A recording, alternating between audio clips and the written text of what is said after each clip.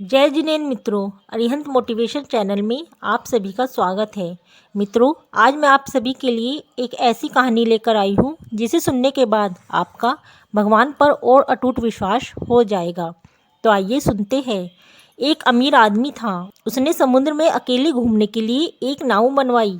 छुट्टी के दिन वह नाव लेकर समुद्र की सैर करने निकला। आधे समुद्र तक पहुंचा ही था कि अचानक एक जोरदार तूफान आया।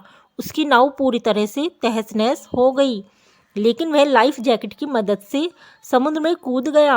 जब तूफान शांत हुआ तब वह तैरता तैरता एक टापू पर पहुंचा, लेकिन वहां पर कोई नहीं था। टापू के चारों ओर समुद्र के अलावा कुछ भी नजर नहीं आ रहा था। उस आदमी ने सोचा कि जब मैंने पूरी जिंदगी में किसी का कभी भी बुरा नहीं किया तो मेरे साथ ऐसा क्यों हुआ। उस आदमी को लगा कि भगवान ने मौत से बचाया तो आगे का रास्ता भी भगवान ही बताएंगे। वह धीरे धीरे वहां पर उगे झाड़ पत्ते खाकर दिन बिताने लगा। अब धीरे धीरे उसकी श्रद्धा टूटने लगी। भगवान पर से उसका विश्वास उठ गया। उसको लगा कि इस दुनिया में भगवान है ही नहीं। फिर उसने सोचा कि अब पूरी जिंदगी यहीं इस टापू पर ही बितानी है तो क्यों ना एक झोपड़ी बना लूं। फिर उसने झाड़ की डालियों और पत्तों से एक छोटी सी झोपड़ी बनाई। उसने मन ही मन कहा कि आज से झोपड़ी में सोने को मिलेगा, आज से बाहर नहीं सोना पड़ेगा।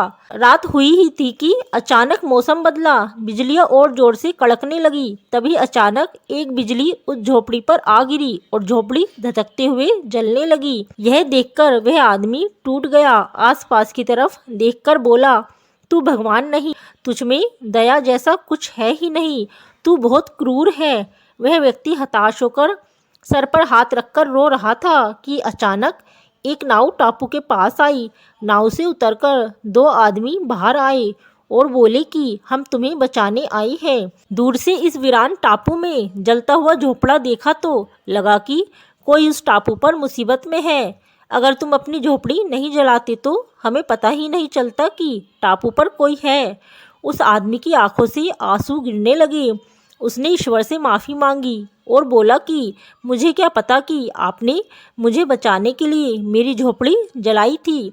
तो मित्रों, इस कहानी से हमें सीख मिलती है कि दिन चाहे सुख के हो या दुख के, भगवान अपने भक्तों के साथ हमेशा रहते हैं। भक्तों, कहानी अच्छी लगी हो तो इसे लाइक और शेयर अवश्य कीजिएगा। और अगर आपने अभी तक हमारे चैनल को सब्सक्राइब नहीं किया है तो सब्सक्राइब भी अवश्य कीजिएगा। जय जिनेंद्र मित्रों।